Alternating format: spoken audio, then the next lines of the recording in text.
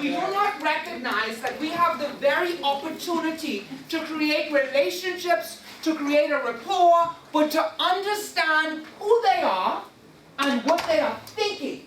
But before we do that, we must first have a what? Relationship. We must first build a rapport. So you cannot expect that you can automatically become a disciplinarian if you have no relationship with the individual that you are going to discipline. I tell them, you want to discipline something? Go try discipline one of those Rottweilers or those pit bulls and you don't know that. See what you're going to get. You're going to get what? You're going to get bite. Yep.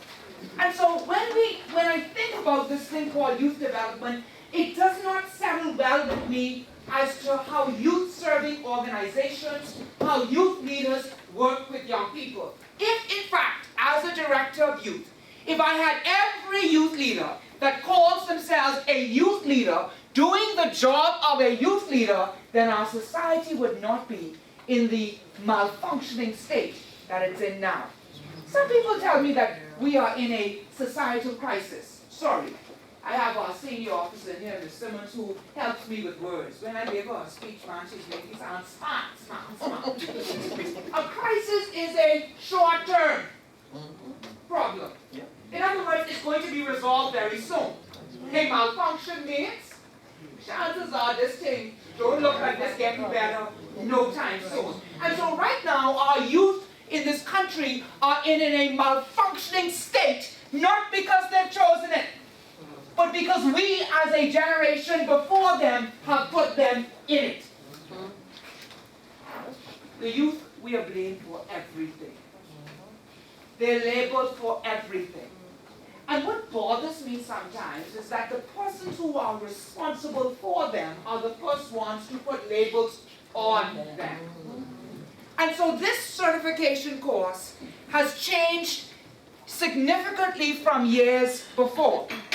And how it's changed is because we are now looking at Commonwealth standards, regional standards for youth development. You have to have what? Standards. In other words, youth work can no longer be a talk shop, but rather it must be a what? Corporation. I know about you, but I know that my job as a director of youth is just as important as any other director, although they might not pay me the same. But I cannot look at young people as what? Less than. I cannot look at being a youth minister in a church as less than. I cannot look at being a guide leader as less than. Sometimes we as youth leaders, we apologize when we interfere or when we advocate or when we make certain that the youth agenda is at the forefront of the institution to which we what? Belong. But I'm so sorry, but I just have a point.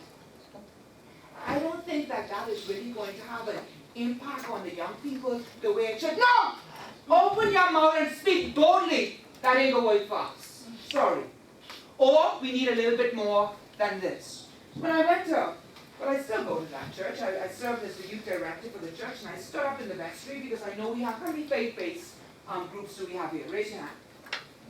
And I said to them, I said, you know, Father, if I might beg your indulgence for just a quarter second, and out of the vestry, I have a concern. And here is my concern. My concern is that as I look at this wonderful budget that I have before me, and before I got it to this meeting, I had an opportunity to sit down and crunch some numbers, sir. And we talk about the youth being the future when I believe that the young people are the now. And when I made the calculation in how much this wonderful edifice of a church is what? Investing in its young people, it is all but 0.0000001%. Now, sir, you can only get out what you put in. And right now, I am not in the business of you calling me for the young ladies to come sing Now Behold the Lamb, and for the young men to mind, and for the token reader on every youth Sunday. Because you see, you are requiring of me a quarter of a month. And I can't get even a quarter of the budget, sir. My spirit is unsettled. So what the Holy Spirit just laid on my kidney was that you have to make in this church young people the priority, because it is not the future of the church. Considering that we have a youth Sunday once a month, we are a part of the church now.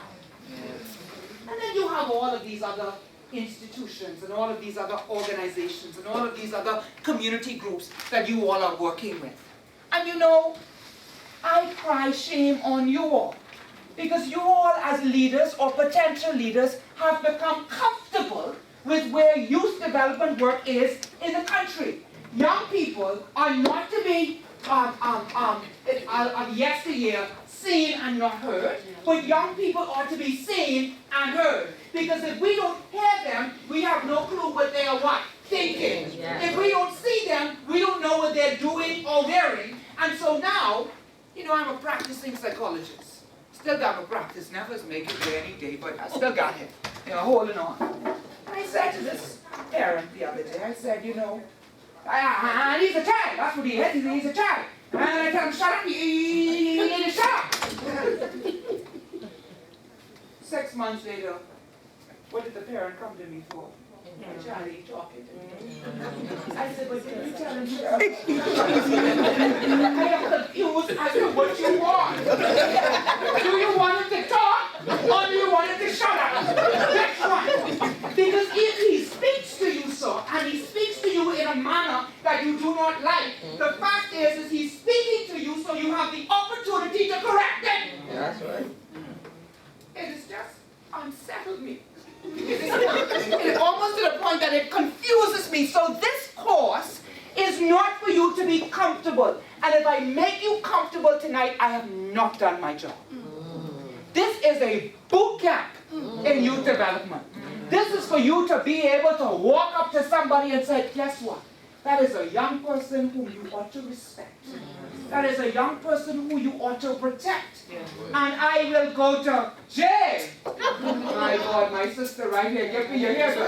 I will go to jail if I have to, because my job, my duty, my responsibility is to be a gatekeeper for the youth. We got plenty people talking. But if I just had a cup, if